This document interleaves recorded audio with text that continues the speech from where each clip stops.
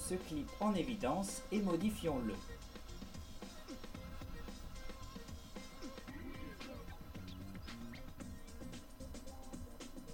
Nous avons ouvert le créateur de PIP. Élargissons cette image ici, déplaçons-la légèrement et faisons une rotation. Faisons maintenant une lecture. Oui, nous pouvons voir le mouvement. Faisons maintenant quelque chose de différent. Cliquez Stop ici et appliquons un renversement de l'objet. Nous venons de renverser l'objet. Vous voyez la différence? Faisons une lecture pour voir la différence. Cliquez Stop et faisons une autre modification. Nous avons renversé l'objet horizontalement.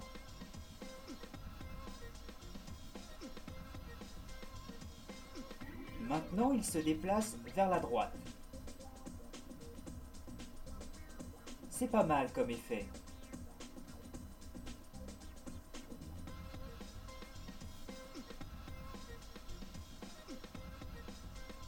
Le chemin de mouvement. Faisons encore une lecture pour voir clairement le mouvement.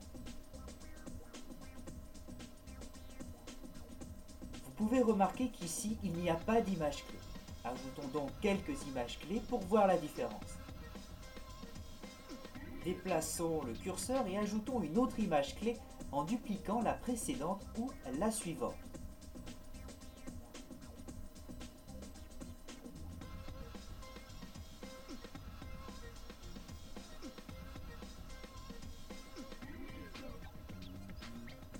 Faisons une duplication de l'image clé suivante et voyons la différence. La duplication est maintenant la dernière image clé, la fin se situe précisément ici.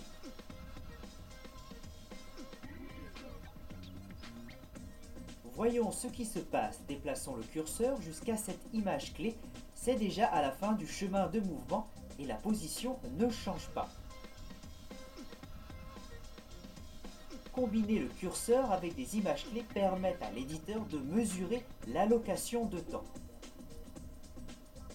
Ajoutons maintenant une grille. J'utilise ici le nombre maximum.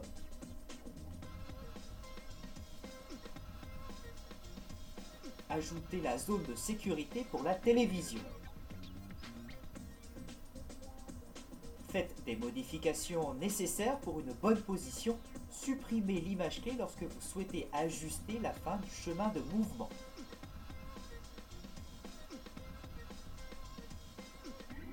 Retournez et replacez le marqueur. Déplacez le curseur, modifiez sa position de 30 degrés et voilà, c'est terminé. Cliquez OK pour terminer.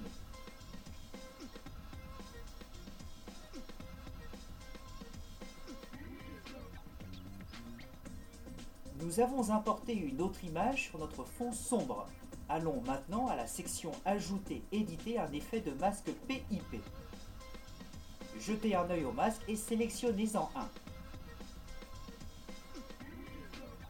Le masque a un niveau de transparence de 75%. Nous pouvons modifier ce taux avec le curseur. Moins de transparence, ce sont ces panneaux qui sont moins transparents et ceux sur les côtés. Nous pouvons réutiliser le même taux de 75% qui est très sombre ou bien utiliser le taux maximum de 100%. Nous pouvons alors positionner ce masque là où nous le voulons. Nous pouvons diminuer sa taille pour déplacer le masque lui-même.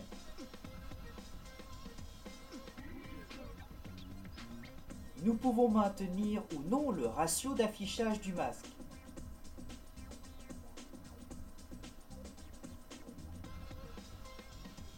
Si nous ne modifions pas le ratio d'affichage, alors nous devons diminuer la taille davantage.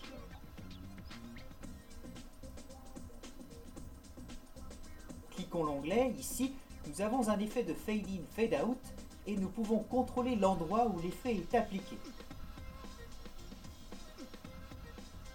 Nous pouvons modifier l'angle du masque. Remarquez que cela modifie toute la zone, pas seulement celle où nous travaillons. Pour supprimer le masque, vous devez simplement cliquer ce X et nous retournons tout au début. Pour retourner, cliquez simplement le bouton Annuler. Le créateur de PIP dispose de nombreux outils, maintenant essayez par vous-même.